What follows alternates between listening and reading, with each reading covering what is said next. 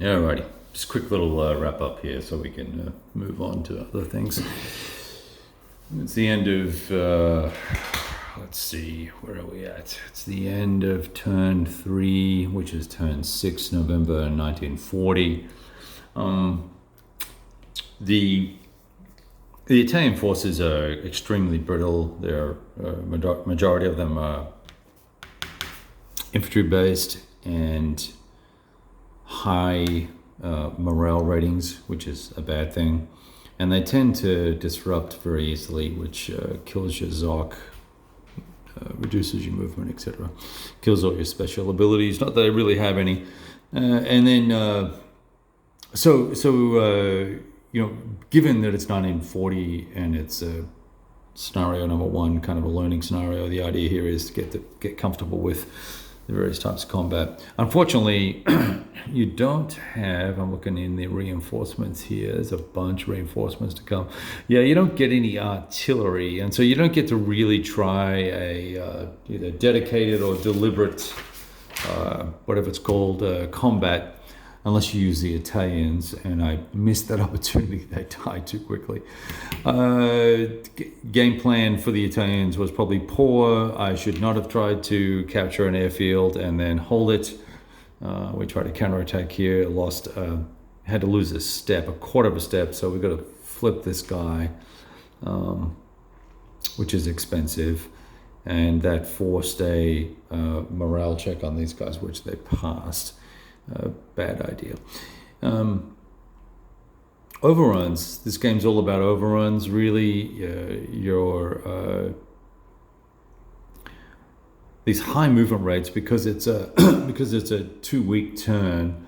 They can move very far, but you can also then use that with the cost of the overrun and entering the zone of control and all that sort of stuff. You can conduct multiple overruns in a turn. You may suffer some,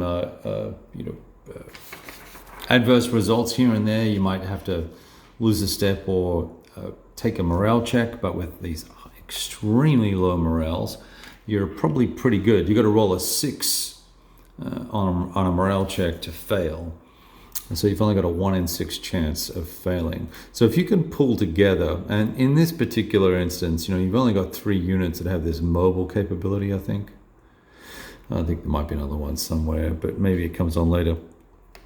You've only got a limited number of units that come on the map. So I think if you can conduct multiple overruns and not be afraid, and keep refit points close by so that you can reboot these guys and flip these guys. I'd like to be able to flip them back to 6, right? You can do between 1, 3, or even 4 if it all works out. Overruns in a turn. At least I think you do 4, probably. Very close, depends on how far you had to move.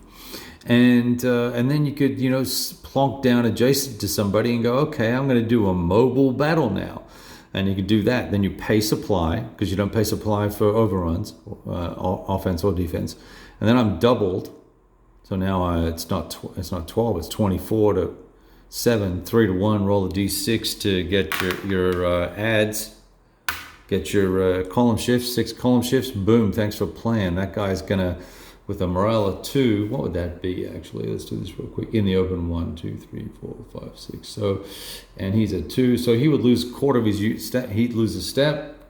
That was an in-supply attack. I would have to take step loss, do a morale check. My guys are gonna pass that.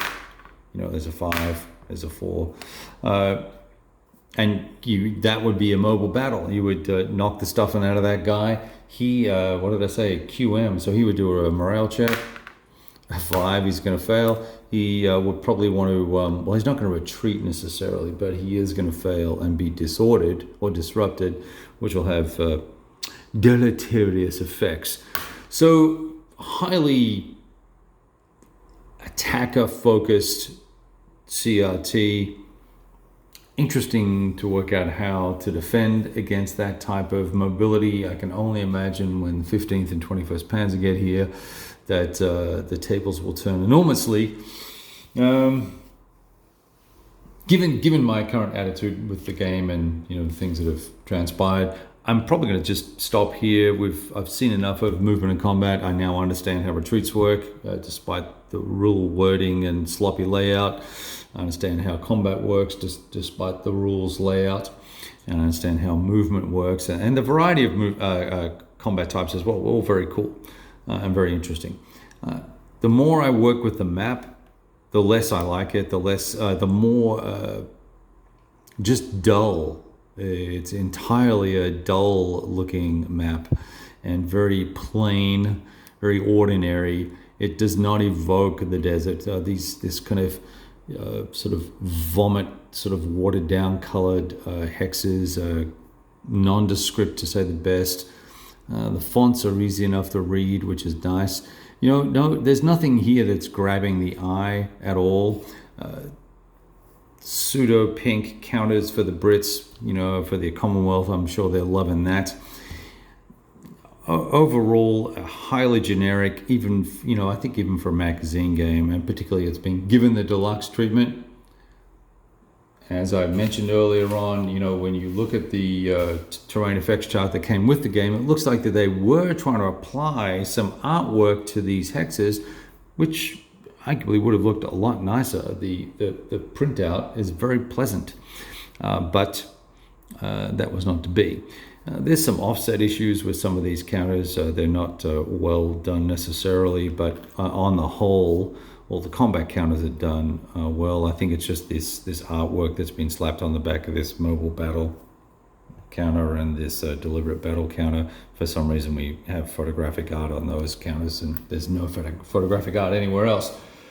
Anyway, pack it up. We'll, let all our ill will and ill feelings subside, and then we'll come back and we'll look at how we might want to deal with all of these cards that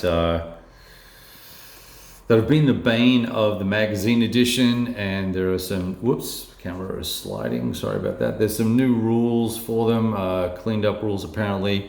I have not dug into it too deeply because I had no intention probably of actually getting there after the last few days. So there's some nice player-made aids that will help us work through those cards. Hopefully that will make a difference. There's lots and lots and lots of potential here. I will say that. And there goes the camera again. I have the case on the camera, so it tends to, the stand does not like it. What else can I tell you? I think that's it probably. I really don't want to waste any more time on this. So we'll bid adieu here, and we will perhaps see it at some point in the distant future later. And in case I guess I don't think I mentioned it up front, but it's obviously Desert Fox. Goodbye.